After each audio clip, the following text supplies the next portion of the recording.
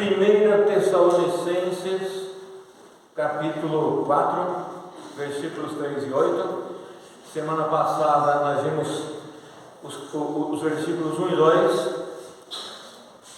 E Paulo, nesse texto, passa a falar sobre santidade.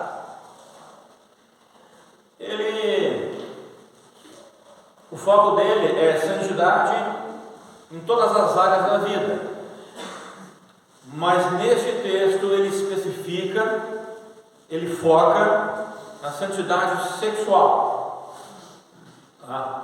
Então, a palavra de Deus diz assim: a vontade de Deus é esta, a vossa santificação. Por isso, afastai-vos da imoralidade sexual. Cada um de vós saiba viver com o seu próprio cônjuge em santidade e honra, não dominados pela paixão de desejos sem controle, à semelhança dos pagãos que não conhecem a Deus. Quanto a este assunto, ninguém seduza ou tire proveito de seu irmão, porque o Senhor castigará todas essas práticas, como já vos advertimos, com toda certeza. Pois Deus não os convocou para a impureza, mas sim para a santificação. Portanto, aquele que rejeita estas orientações não está rejeitando o homem, mas a Deus, que vos outorga o seu Espírito Santo. Então, assim, a santidade só é possível para um filho de Deus. Todos os seres humanos são criaturas de Deus, não criaturas em termos de monstro, não é isso. Criaturas em termos de terem sido criados. Então, todos os seres humanos foram criados por Deus. Ok, mas nem todos os seres humanos são filhos de Deus. Por quê? Porque para se tornar um filho de Deus, você precisa nascer novamente. Nascer espiritualmente. Você precisa colocar a fé em Cristo. O que é colocar a fé em Cristo? É crer nele, acreditar nele, confiar nele. Mas então, antes disso, você precisa conhecer quem é Cristo. Não se confia em quem não se conhece. Isto é incoerente. Se você sair na rua e dizer você crê em Deus, em Cristo, muitas pessoas vão dizer que sim, mas nem sabem o que estão dizendo, porque não conhecem a Cristo. Não conhece nem esse texto que eu acabei de ler, não conhece a Bíblia, não sabe quem é Cristo, não sabe o que ele fez, não sabe a sua personalidade, nem sabe muitas vezes que ele é Deus. Então, como crer em alguém que tu não conhece? Como confiar em alguém que tu nem sabe quem é? Não existe, isso é incoerente. Então, primeiramente, eu preciso conhecer a Cristo, eu preciso conhecer a Deus. E para eu conhecer a Deus, eu preciso que alguém me explique quem Ele é. Só que há muitas explicações nesse mundo, não é verdade? Muitas igrejas, seitas que falam de Cristo. Então eu preciso que alguém me explique de forma correta e verdadeira quem é Cristo. Porque se alguém te explicar quem é Cristo de forma falsa, você vai poder confiar. Eu quero confiar em Cristo, mas primeiro eu quero conhecê-lo. E pode ser que alguém venha para você e explique, mas explique de forma incorreta. E daí, não, beleza, agora eu sei quem é Cristo, vou colocar a fé nele. Você ainda não está colocando a fé em Cristo, porque você está colocando a fé numa explicação errada a respeito de Cristo. Então você precisa procurar pessoas sérias e que vão te ensinar sobre Cristo de forma verdadeira. E quem são essas pessoas? São várias pessoas, verdadeiros filhos de Deus espalhados pelo mundo, que ficam somente nesse livro aqui, não saem dele, não ensinam filosofias humanas, não ensinam filosofias próprias, mas eles ficam nesse livro e são esforçados em entender esse livro de forma séria, para passarem e ensinar de forma séria e verdadeira, e para viverem também. Olha que diferença, eles não só querem ensinar, passar adiante, discipular, mas eles querem viver, eles se esforçam para viver este livro de forma séria. E aí sim, você conhecendo a Cristo, verdadeiramente, você pode colocar a sua fé verdadeiramente em Cristo e ter certeza da salvação, da segurança eterna com Deus. E só dessa forma é que você pode ser santo, santificado, viver uma vida santa. Quem não é filho de Deus, quem não colocou ainda a fé nele, não tem possibilidade disso. É impossível, porque nele não habita o Espírito Santo ainda. Então, se você está aqui, esse é o seu caso, continue ouvindo a mensagem e pensando sobre a sua salvação. Tá? Mas se você que está aqui já é salvo, vamos seguir adiante. Esse texto é riquíssimo. Santidade é um assunto predominante nas Escrituras. E santidade tem a ver também com viver uma cultura divina, viver uma cultura de Deus celestial. E por ser predominante, esse tema é um tema muito importante para Deus com relação aos seus filhos. Deus nos chama para sermos santos. 1 Pedro fala isso também. Levítico fala isso para os israelitas. Isso quer dizer que Deus me chama para ser aceitável perante Ele, nas nossas ações, nas nossas atitudes, nos nossos pensamentos e nas nossas motivações também. Ser santo quer dizer ser separado do mundo para viver para Deus. Agora você consegue perceber que só o Filho de Deus consegue isso, não porque ele consegue por si próprio, ele não consegue nada por si próprio. Ele consegue isso porque o Espírito Santo habita nele. E o Espírito Santo é que lhe dá poder, o Espírito Santo é que lhe dá graça, para que ele possa viver na prática, no seu dia a dia, no seu cotidiano, a vida de separação. Isso não quer dizer que eu e você que já somos salvos, mas sempre vivemos assim, naquele patamar, naquele nível máximo, nunca erramos, nunca pecamos, não. Nós falhamos, nós caímos, nós experimentamos ainda desse mundo, vivemos nesse corpo, né? Temos motivações profanas, temos práticas erradas, mas o Espírito Santo está nos ajudando. Nós devemos consagrar. Santificação tem a ver com consagração. Nós devemos consagrar tudo que somos ao padrão divino, não ao nosso padrão. Devemos dedicar tudo que temos para o uso nas coisas divinas.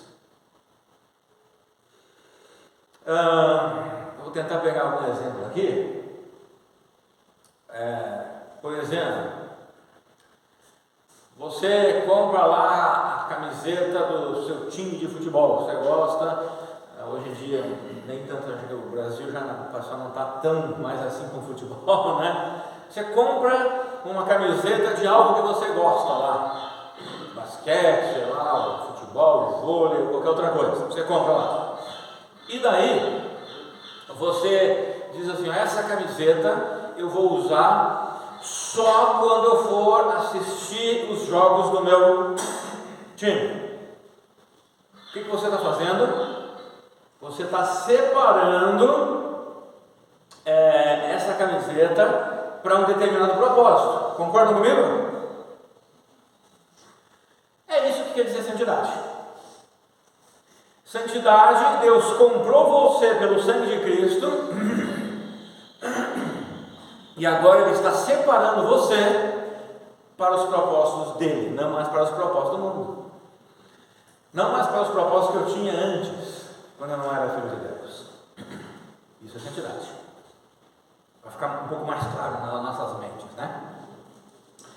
E o versículo, ele inicia lá em 1 Tessalonicenses, ele inicia dizendo o quê? O versículo 3. O que ele diz sobre a santidade? Esta é a vontade do Senhor Deus. Então, irmãos, nós não precisamos ir na bola de cristal, lá na cabana da cigana, para saber a vontade de Deus, né? A vontade de Deus é a nossa santificação, a nossa consagração, que os nossos propósitos estejam envolvidos com as coisas do Senhor. Essa é a vontade dele. E conforme o nosso texto, santificação, Paulo aqui então ele acaba estreitando mais, afunilando mais a santificação. Paulo tem em vista a santificação total da vida do crente, mas Paulo ele afunila com relação à área sexual. E por que ele faz isso? Vocês lembram que aquela igreja de Tessalônica, eles eram excelentes irmãos, né? Estavam aprendendo rapidamente, crescendo rapidamente. Paulo diz, né? Vocês lembram na pregação anterior? Paulo diz: continue crescendo, não pare. Porque é uma tendência nossa, a gente começa com tudo, vai assim, bem hard assim, animado, daqui a pouco dá aquela esmorecida. As dificuldades vêm na vida, né? Vem o frio, vem tudo, né? A gente dá aquela... Mas Paulo diz: continuem, fiquem firmes. Só que provavelmente havia outra questão. Provavelmente aquela igreja tinha algum problema nessa área sexual. Então Paulo, ele foca a santificação com relação à porneia. Já ouviu essa palavra, porneia? Essa palavra porneia é parecida com qual palavra em português? Pornografia. A pornografia, a nossa palavra pornografia, vem essa origem, porneia, do grego. Pornografia seria, literalmente, vamos dizer assim, na íntegra, né? Sexo escrito, né? Ou seja, sexo gráfico, né? Então, essa palavra grega, ela é traduzida ali no verso 1 como imoralidade sexual. É o que nós temos ali. O verso 1 diz lá o seguinte para nós. O verso 1 não, 3, né? Desculpa. Essa é a vontade de Deus, a vossa santificação, que vos abstenhais da prostituição, ou, conforme em outra tradução, afastai-vos da imoralidade sexual. Porque... eu prefiro nesse caso, tá? Nesse caso eu prefiro a tradução da King James, porque se afastar da imoralidade sexual abrange mais o leque. A área colocou prostituição, então isso dá um foco mais profundo, mais sério, né? Não, é só aquilo lá, né? Só prostituição. E quando você vai lá para o original saber o significado realmente, os seguintes significados dessa palavra porneia batem mais com a King James, quer ver? Significados da palavra porneia: fornicação, sexo antes do casamento, né? Infidelidade conjugal, prostituição, homossexualidade, bestialidade, incesto, adultério e etc. A grande verdade é que essa palavra porneia é um termo genérico para todo tipo de pecado sexual. Porneia, então, é de onde vem a nossa palavra pornografia, literalmente o sexo escrito gráfico, né? Então, esse texto, pelo significado da palavra, quer dizer todo tipo de pecado sexual, todo tipo. Quando nós vemos no português, nós pensamos: eu estou praticando esse, pornografia, por exemplo. Então ele não está se referindo a isso, está se referindo à prostituição. Não, a palavra original quer dizer todo tipo, tudo. Até mesmo se eu não pratico nenhum tipo, pornografia, por exemplo, mas ainda eu tenho questões na minha mente. Ele se refere a todo tipo, até mesmo a esse. Então, os crentes de Tessalônica, eles vieram de uma cultura totalmente depravada sexualmente. Irmãos, nós vivemos uma cultura assim? Irmãos, se não todos, eu vou falar todos, tá? Mas pode ser que tenha um e outro que não. Mas vou falar todos, porque fica um e outro só de fora, então praticamente é todo mundo.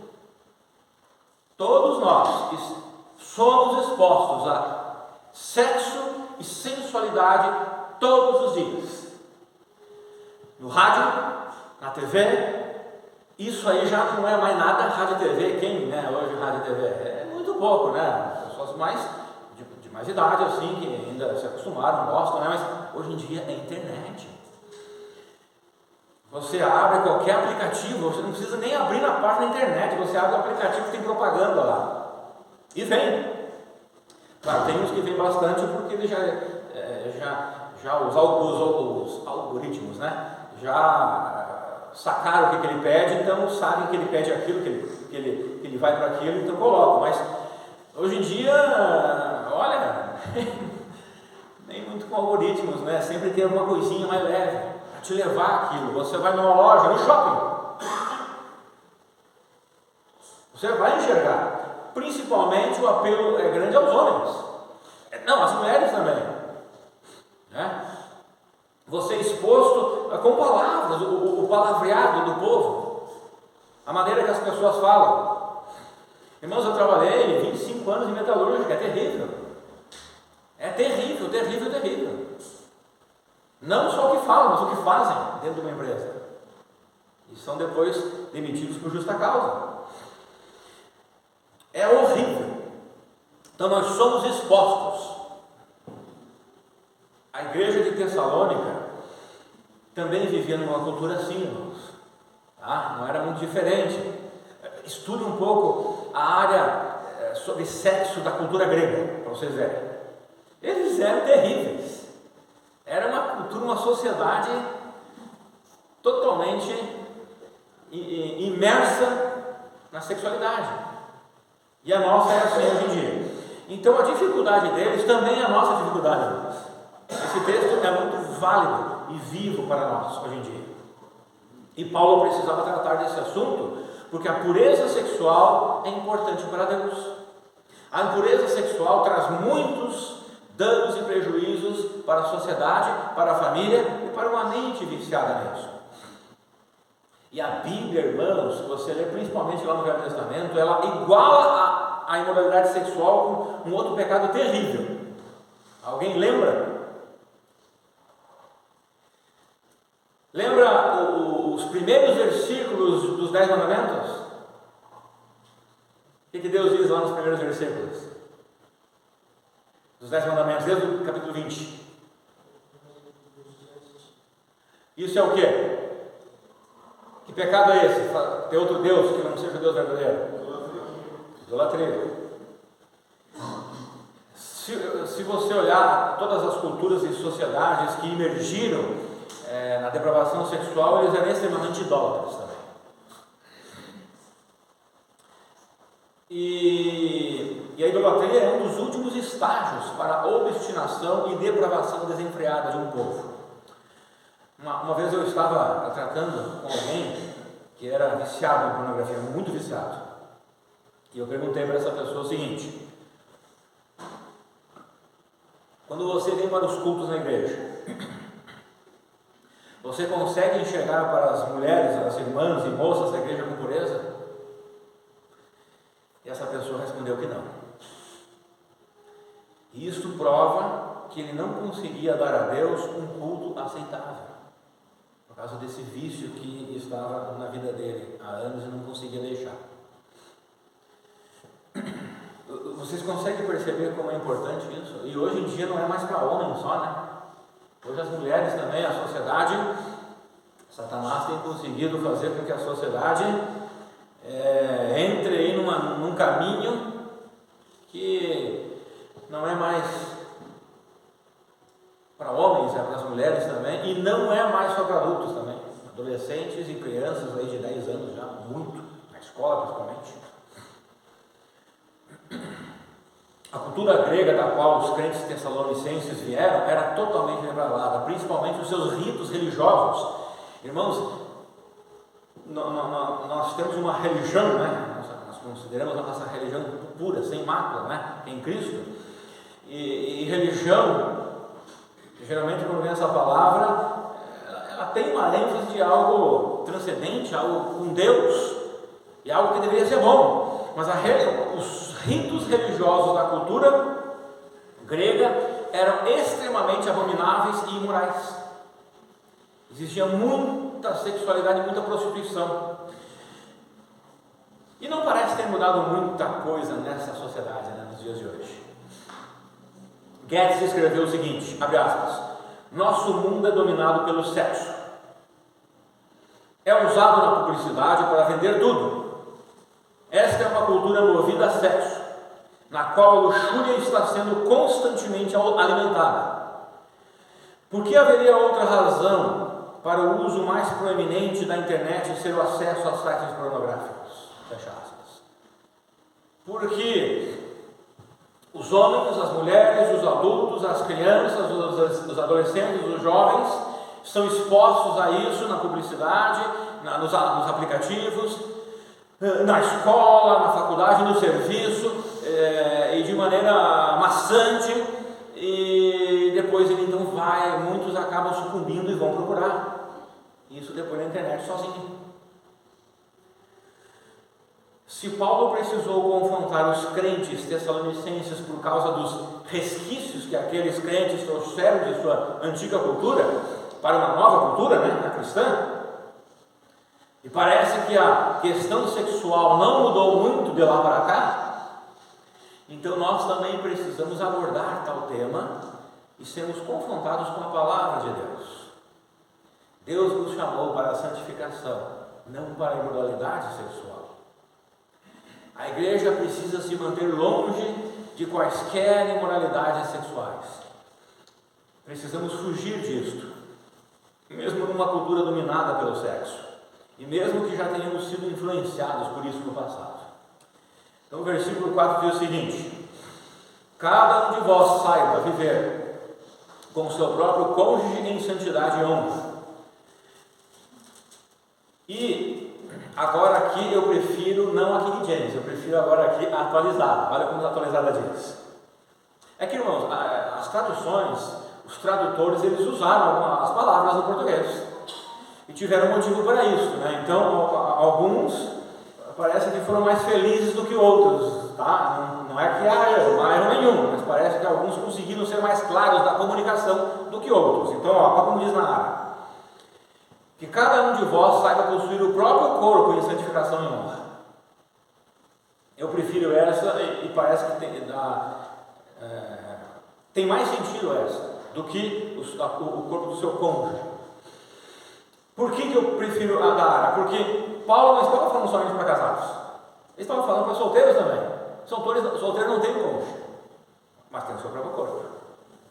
Esse é um dos motivos. Existem pelo menos uns 5 motivos que eu prefiro a tradução da área nesse versículo aqui, mas por causa do nosso tempo, esse já é suficiente. Então, a tradução do grego para esse verso não é muito clara se Paulo quis dizer, né, possuir seu próprio corpo, ou se ele está se referindo ao corpo do cônjuge para os casados. Tá? Lá no original não fica muito claro, mas eu penso que é melhor pensarmos em relação ao próprio corpo, apesar também de valer aos casados, abrange mais, né? Principalmente para os homens, porque os homens possuem, como a Bíblia diz em Gênesis, uma auxiliadora, e essa auxiliadora, se ela é auxiliadora, ela vai ajudar o marido em várias coisas, várias questões. Uma dessas questões é que uma esposa auxiliadora ajuda o marido a se manter santo nessa área, na área sexual. Porque a área sexual, ela é muito mais propensa para homem do que para mulher. Deus colocou isso no sexo masculino de forma mais intensa, né? E nós homens lutamos muito com isso. Uma vez eu orei para Deus, né? Estava magoado com Deus, assim: Deus, porque o Senhor colocou isso, né, nos homens? A gente tem que ficar lutando com esse negócio, é difícil, né? E depois eu vi uma explicação, né? Deus colocou assim porque se Ele não colocasse, nós não cumpriríamos o mandato dele de enchermos a terra, né? Então eu não quero dizer com isso que o casamento garanta a santidade sexual, tá? Não é isso. Mas a mulher, a esposa, ela é auxiliadora, ela ajuda o marido nessa área, ela pode ajudar. Mas se o marido ele for mais para lá de barulhar, não quer saber, for relaxado nessa área, não adianta casar. Eu tenho várias vezes aconselhado, né, solteiros e jovens, e tenho dito, né, que o casamento é uma bênção, é algo de Deus, e é uma aventura santa e também desafios, que pela graça de Deus Ele nos ajuda a amadurecer, crescer e mudar. Mas eu geralmente digo, se você está querendo entrar no casamento para arrumar essas questões, esses desvios sexuais que você tem, esqueça disso. Isso é só o Senhor que consegue. O casamento vai diminuir, vai ajudar, mas é só o Senhor, é a graça de Deus. Não vá para o casamento pensando que Ele é o Salvador é Cristo da sua vida, do seu corpo. Então, não garante, né, a santidade sexual. O que garante a santidade sexual é uma vida de santificação, dentro ou fora do casamento, solteiro ou casado. É uma vida de consagração a Deus. Até porque o verso nos ensina que nós devemos saber possuir o nosso corpo de forma correta. Saber é conhecer. O Álvaro escreveu o seguinte, abre aspas, o padrão divino quanto à ética sexual é muito simples.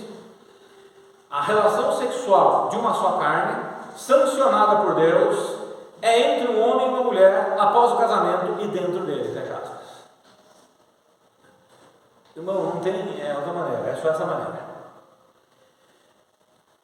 Se você quiser ser santo perante Deus, se você quiser agradar a Deus, o sexo é somente entre um homem e uma mulher, tá? É bem restrito o que Deus colocou, é bem restrito mesmo, não é tão largo como o mundo ensina.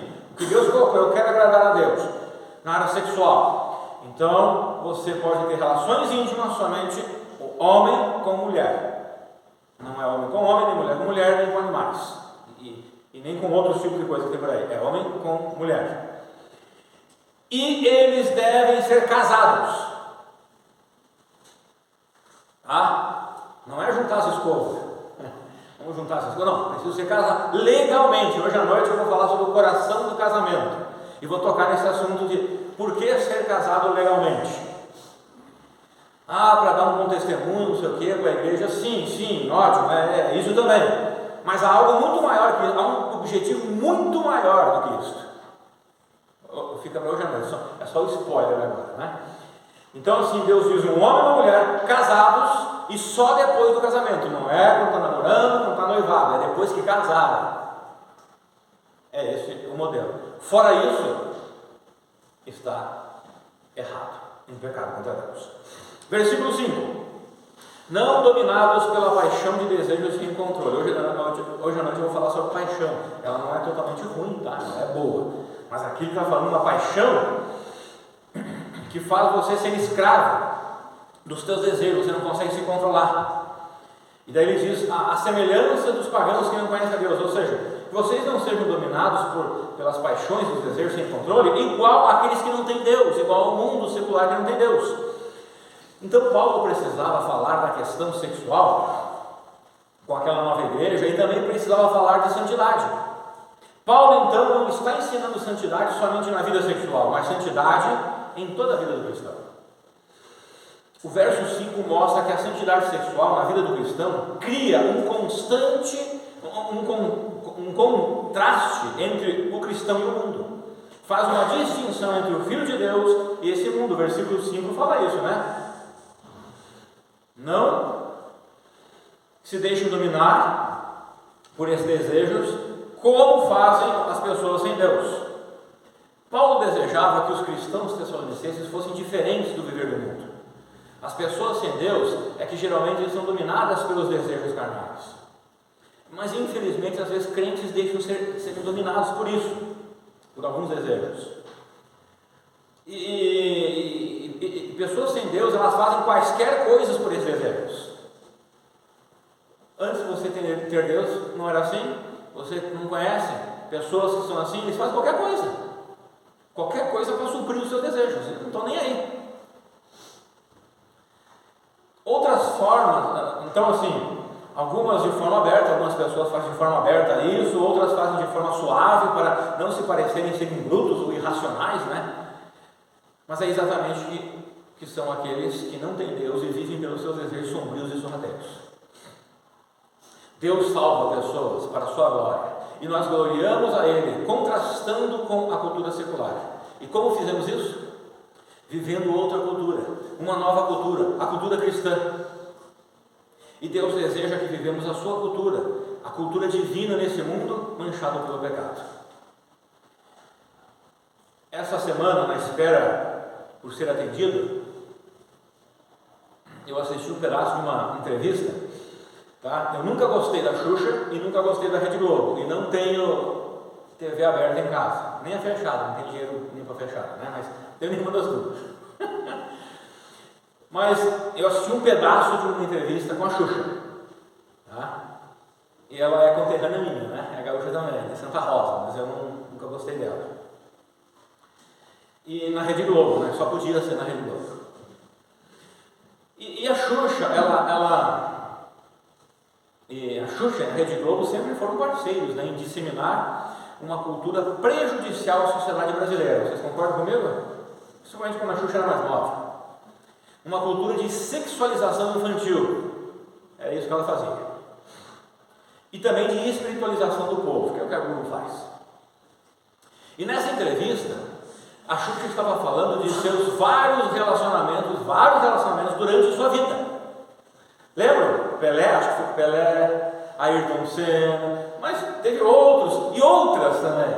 Não só outros relacionamentos também. A Xuxa, né? Ela comentando lá. Mas o que me chamou muito a atenção nessa entrevista, que eu estava lá na espera, foi o semblante dela. Ela já está velhinha, né? Já está com uma certa idade. E era um semblante de derrota. Triste, longe.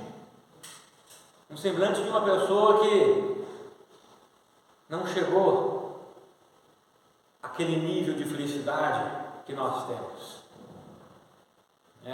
Diferente de enxergar ali para a Dona Gessi, né? Feliz da vida, né, Dona Gessi, que vai conhecer Israel agora, né, Dona Gessi? Amém por isso, glória a Deus, né? Ganhou um presentão, Dona Gessi. Enxergar para a Dona Noêmia, para outros irmãos e irmãs, né, com mais idade, e ver que são felizes. Eu enxergando para aquela mulher, falando dos relacionamentos dela com uma cara de derrota, triste. É isso, que deu a vida inteira adorando o inimigo, trabalhando para o inimigo.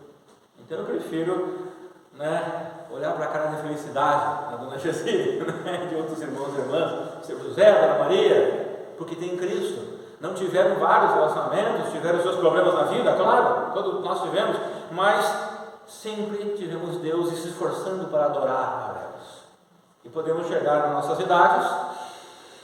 Eu não tive um iate, não tive uma casa lá em Miami, não tive isso, aquilo, mas eu sou feliz, porque Cristo, eu continuo firme com o meu Senhor e sei para onde eu vou. Versículo 6. Quanto a este assunto, ninguém seduza ou tire proveito de seu irmão, porque o Senhor castigará todas essas práticas, como já vos advertimos com toda certeza. Irmãos, eu quero usar mais 10 minutos hoje, de novo da escola dominical, depois podemos dar mais 10 minutos, mas hoje vocês terão um presentão, eu não vou falar o que é, tá? Todo mundo terá um presentão aí, né? Ok, pois eu agradeço lá, pastoral e família. Vocês perceberam esse texto aqui? Quanto a esse assunto, que assunto? A área sexual, é o que Paulo está falando, né? Ninguém seduza ou tire proveito de seu irmão. Opa, olha o que ele está falando. Paulo está dizendo assim, quanto a esse assunto na área sexual, que nenhum crente seduza outro crente ou tire proveito dele. Poxa vida, agora Paulo parou agora com a questão lá fora, agora dentro da igreja. Paulo está falando dentro da igreja, essa área sexual. Porque e olha o que Paulo fala, porque o Senhor castigará todas essas práticas, como já nos advertimos com toda certeza. Nossa, por que Paulo falou desse jeito na segunda vez aqui? Ele falou de uma forma terrível aqui a segunda vez. Deus vai castigar. Porque provavelmente a igreja em Tessalônica estava passando por problemas nessa área. Por Paulo ser tão intenso nas suas palavras aqui. Nesse texto nós temos uma advertência urgente e séria para a igreja quanto a esse assunto, que é assunto da pureza sexual. E a palavra aproveite aqui significa, porque ali ou tire proveito, ou aproveitar, né? Se aproveitar. Então a palavra se aproveitar lá no original significa ir além, cruzar uma linha. Deus tem estabelecido uma linha, e ir além dessa linha é estar fora dos limites de Deus, é cruzar uma fronteira proibida. É como quando estamos viajando e encontramos uma placa: não ultrapasse. Se você ultrapassar, pode causar um acidente. Se você ultrapassar, o radar pode pegar, ou a polícia pode pegar, você ganha multa. Mas é claro que você pode ultrapassar e não causar nenhum acidente, nem a polícia pegar e nem ter radar ali. Mas não é assim com Deus, tá? Não é assim com Deus.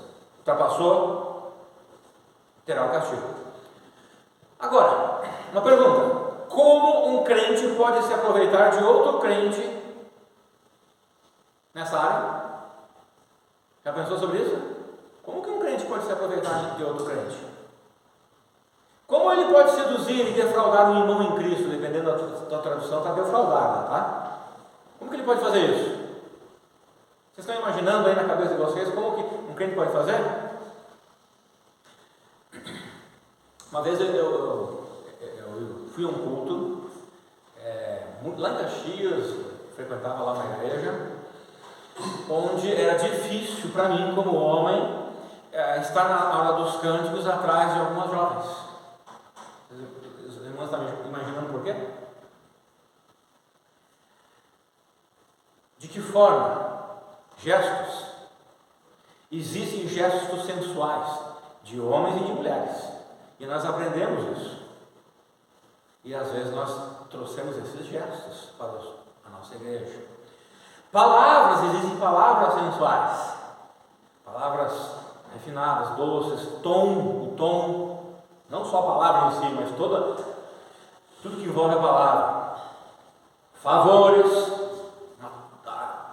trocas de favores assim, aparentemente inocentes, mas que existem por trás uma questão sensual.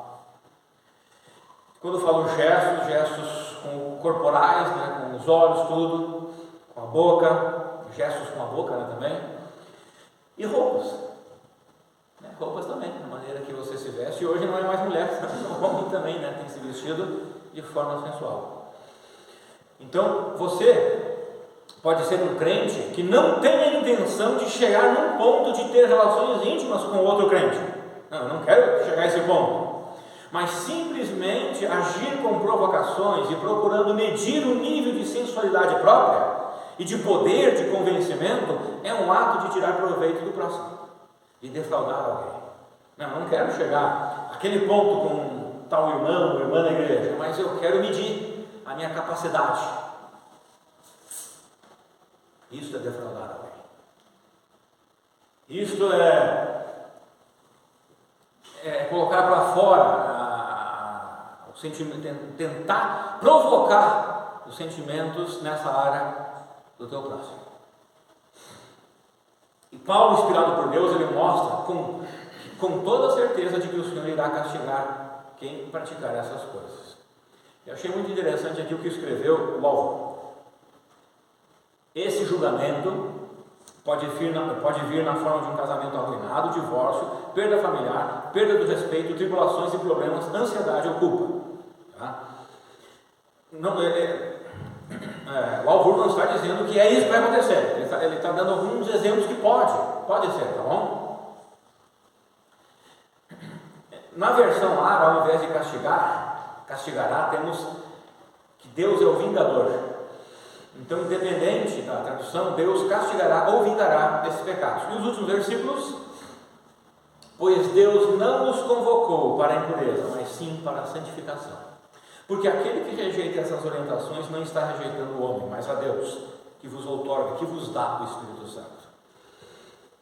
Então ele diz assim: olha, Deus vai vingar isso, se você continuar, se você permanecer, se você for obstinado em viver dessa forma, ele vai, mais cedo ou mais tarde, ele vai vingar. E ele diz assim, e quem pratica isso não está rejeitando os homens, está rejeitando a Deus, porque Deus está te dando o Espírito Santo para você viver em santidade, você não quer. Então o princípio geral que os tessalonicenses deveriam ter em mente era que o propósito de Deus para todos os cristãos não é impureza, mas a pureza. É uma vida separada do pecado para a santidade.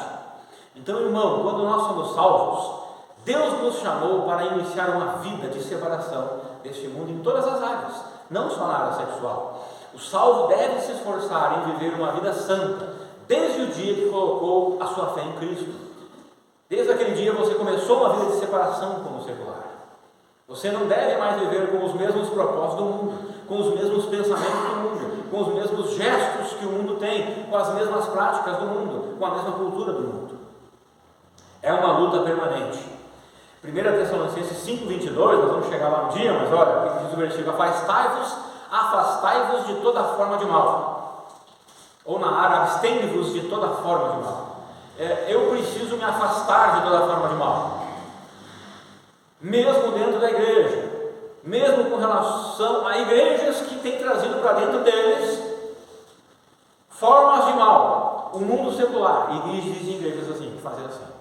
Então, a ordem é se afastar, se abster, se distanciar, se manter longe, evitar todo o mal. Eu preciso evitar essas formas de mal. Mas isso não é bem claro se é pecado ou não. Eu preciso me afastar de toda forma de mal. Tudo que tem a forma de mal, eu preciso me afastar. É isso que a Bíblia está dizendo. Não interessa se não está muito claro, se está meio subjetivo lá na Bíblia. Eu preciso me afastar de qualquer forma de mal. Eu tenho muitas dúvidas. Quando estudo a palavra de Deus, quanto mais estudo, mais dúvidas começo a ter de algumas partes. E sabe, alguém um dia perguntou para mim sobre um assunto, e nesse assunto, como que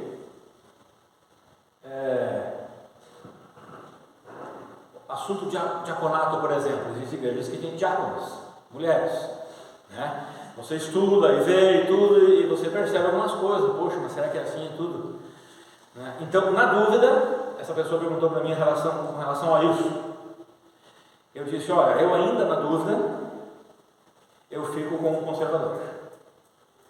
Na dúvida eu não ultrapasso. Então, na dúvida eu fico só com diáconos homens, né? Porque eu tenho dúvidas. Então eu prefiro ficar com o tradicional, com o conservador, com aquilo que eu vou acertar, com aquilo que eu vou garantir, com aquilo que Deus não vai me cobrar.